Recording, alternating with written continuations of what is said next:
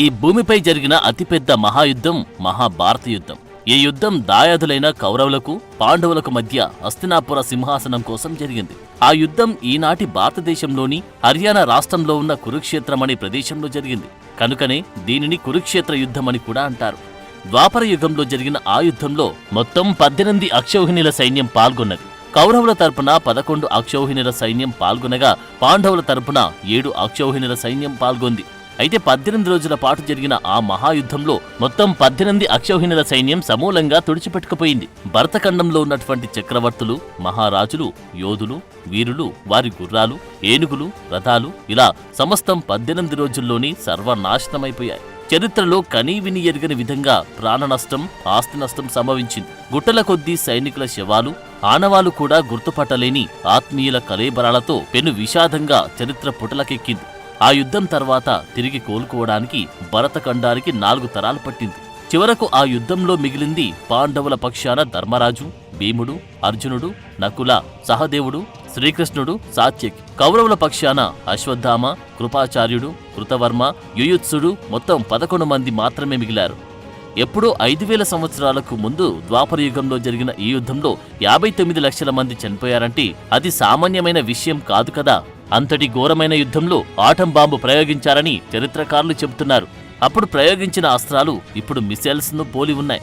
అలాగే అప్పుడు ధనస్సుతో ప్రయోగించిన ఆయుధాలు ఇప్పుడు లాంచర్స్ గా మారాయని, ఆ అస్త్రాలు ఇప్పటి మిసైల్స్ కన్నా ఎన్నో రెట్ల శక్తివంతమైనవని, అంతటి డేంజరస్ మిసైల్స్ టెక్నాలజీ అప్పట్లో వాడారని, ఆ అస్త్రాల నుంచి వెలువడిన కిరణాలు గామా కిరణాల కన్నా చాలా శక్తివంతమైనవని పరిశోధకులు రుజువు చేస్తున్నారు. కృష్ణుడు ప్రయోగించిన సుదర్శన చక్రాన్ని మళ్లీ ప్రయోగించే మిసైల్స్ గా చెప్తున్నారు. ఇది శత్రువులను సంహరించి తిరిగి మళ్లీ కృష్ణుడి దగ్గరికి వస్తుంది.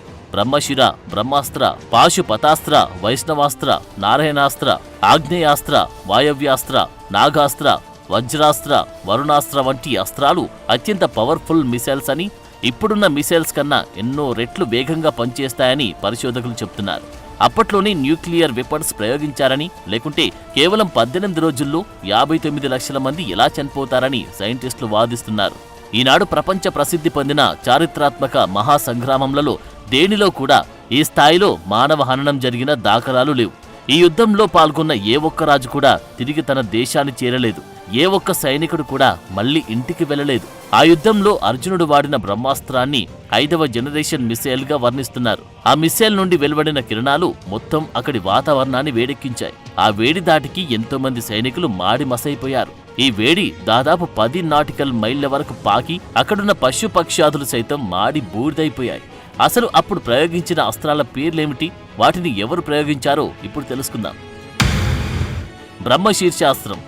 మహాభారత యుద్ధంలో వాడిన అన్ని అస్త్రాల కన్నా శక్తివంతమైన అస్త్రం బ్రహ్మశీర్షాస్త్రం.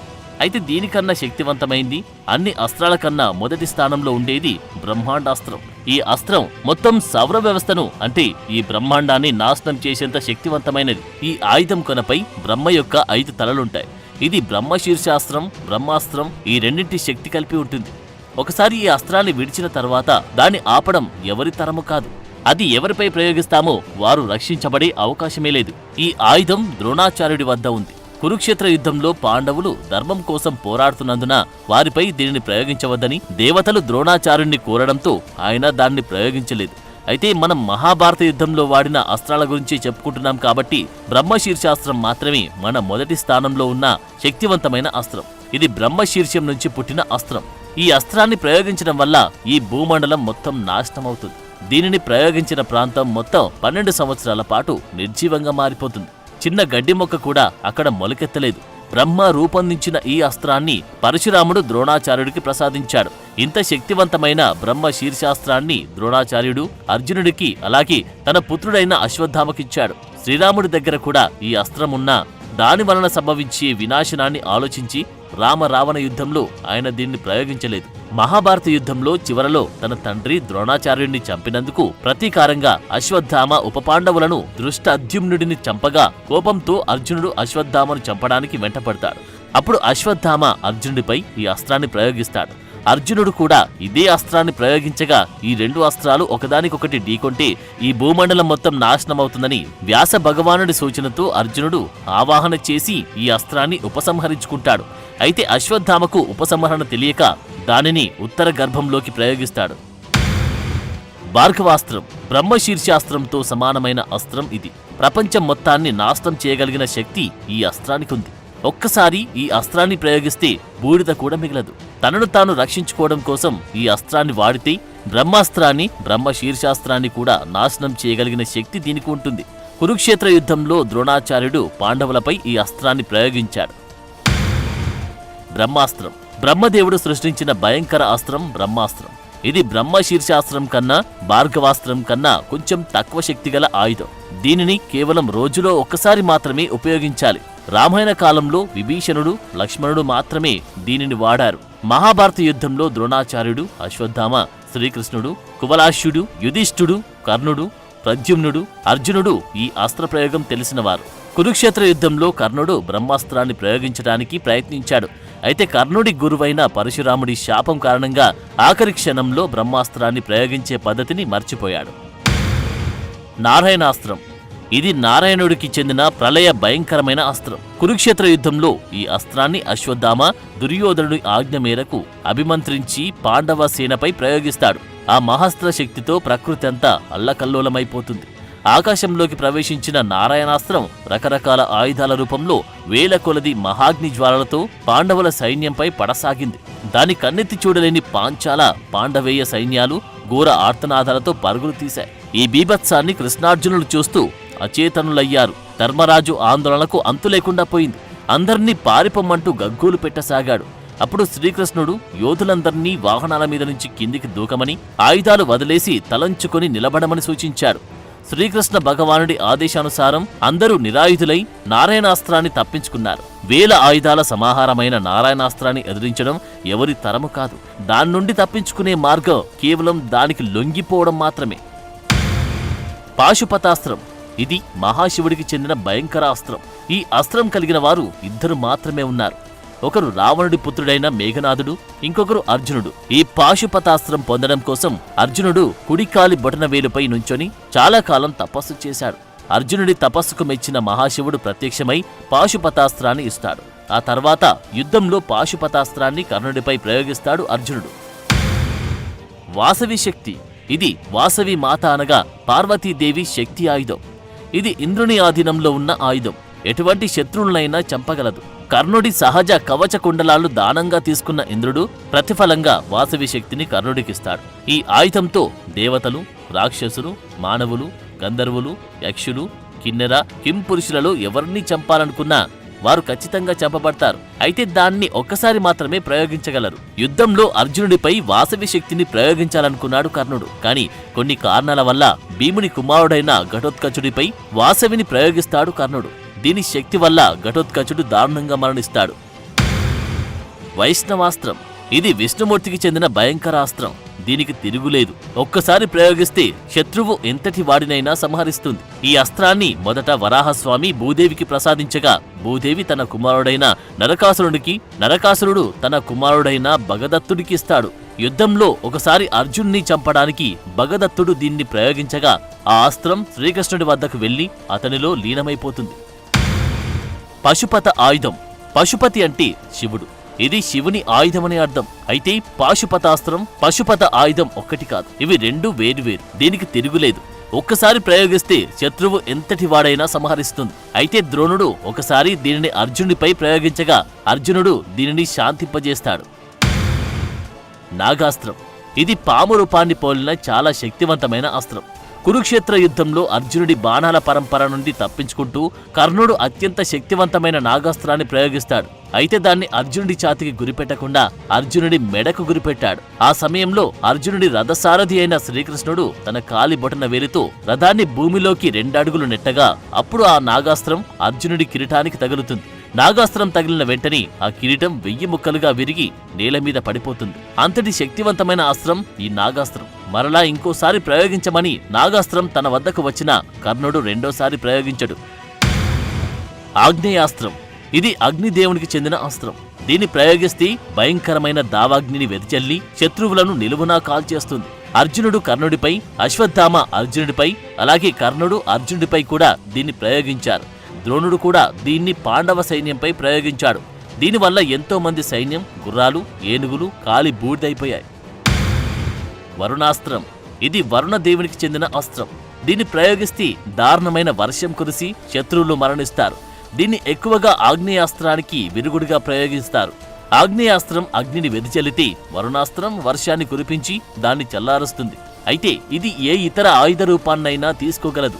దీన్ని ప్రయోగించడంతో పాటు పొందడం కూడా చాలా కఠినతరం. అర్జునుడు, సాత్యకి, దృష్టద్యుమ్నుడు, ద్రోణాచార్యుల వంటి ప్రఖ్యాత యోధులు మాత్రమే ఈ ఆయుధాన్ని కలిగి ఉన్నారు. వాయవ్యాస్త్రం. ఇది వాయుదేవునికి చెందిన అస్త్రం. భయంకరమైన గాల్ని సృష్టించి టోర్నడోల మాదిరిగా శత్రువులను, వారి రథాలను, గుర్రాలను సుడులు త్రిప్పి దూరంగా విసిరేస్తుంది. కర్ణుడు ఈ ఆయుధాన్ని ఘటోత్కచునిపై ప్రయోగిస్తాడు. అర్జునుడు కర్ణుడిపై, అలాగే ద్రోణాచార్యుడు అర్జునుడిపై ప్రయోగించాడు. తర్వాత అశ్వత్థామ ఘటోత్కచునికి వ్యతిరేకంగా దీన్ని ప్రయోగించాడు.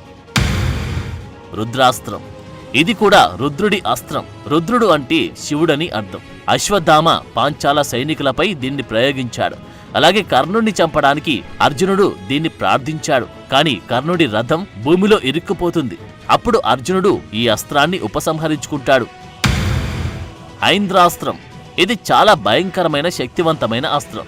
కర్ణుడు ప్రయోగించిన అస్త్రాన్ని ఎదుర్కోవడానికి అర్జునుడు దీన్ని ప్రయోగిస్తాడు. అలాగే అర్జునుడు 3వ రోజు యుద్ధంలో భీష్ముడితో పాటు అనేక మంది కురుయోధులపై దీన్ని ప్రయోగించి వారిని ఓడించాడు. వజ్రాస్త్రం. ఇది కూడా చాలా శక్తివంతమైన అస్త్రం. అర్జునుడు సంసప్తకులకు వ్యతిరేకంగా దీన్ని ప్రయోగించి వారిని సంహరించాడు. వజ్రాయుధం.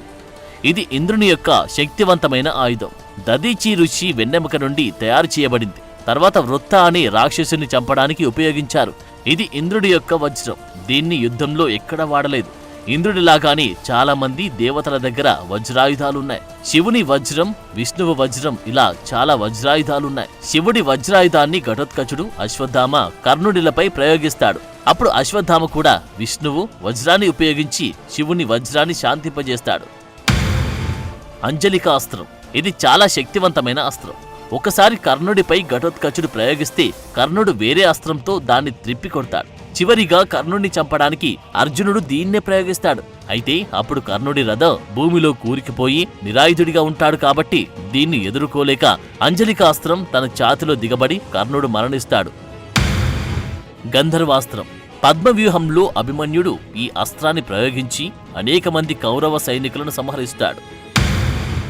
భాస్కరాస్త్రం. అలంబుష్ అనే రాక్షసుడు మాయయుద్ధంలో మేఘాలను సృష్టించి పాండవుల సైన్యాన్ని దారుణంగా చంపుతున్నప్పుడు అభిమన్యుడు ఈ అస్త్రాన్ని ప్రయోగించి అలంబుష్ని అక్కడి నుండి పారిపోయేలా చేస్తాడు.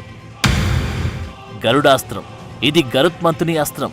చాలా శక్తివంతమైంది. యుద్ధంలో అర్జునుడు ప్రయోగించిన నాగాస్త్రాన్ని ప్రతిఘటించడానికి రాజు సుశర్మ గరుడాస్త్రాన్ని ప్రయోగించగా నాగాస్త్రాన్ని గరుడాస్త్రం నిర్వీర్యం చేస్తుంది. ప్రమోహనాస్త్రం. దృష్టద్యుమ్నుడు దీన్ని ఆవాహన చేసి కౌరవులపై ప్రయోగిస్తాడు.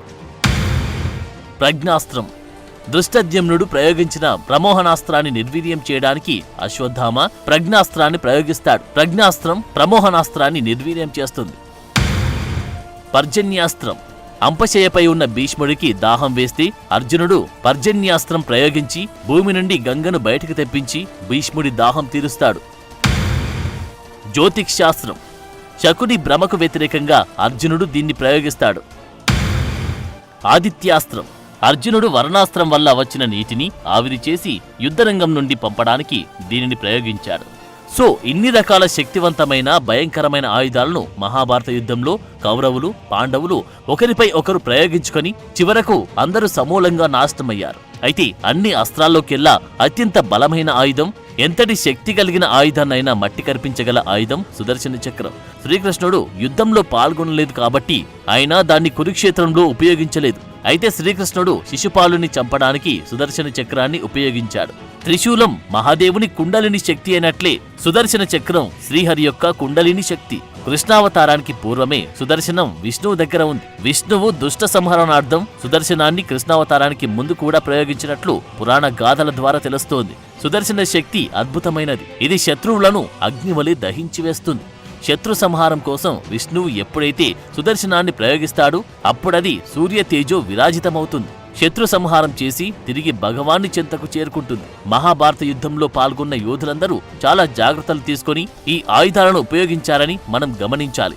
అందుకే ఎదురుగా ఉన్న శత్రువులకు ఇవి నష్టం చేశాయి, కానీ వాటిని ప్రయోగించిన వారికి ఏ నష్టం కలిగించలేదు. అయినప్పటికీ చరిత్రలో కనీవిని ఎరుగని విధ్వంసాన్ని ఈ అస్త్రాలు మహాభారత యుద్ధంలో కలిగించాయి. For more videos like this, subscribe Big TV channel.